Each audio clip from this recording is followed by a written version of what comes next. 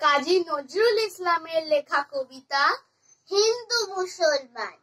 মোরা একই বৃন্তে দুটি কুসুম, হিন্দু মুসলমান। মুসলিম তার নয়নমণি, হিন্দু তাহার প্রাণ। একসে আকাশ মায়ের কোলে, যেন রবি শশী দোলে। এক রক্ত বুকের তলে, একসে নারীর টান।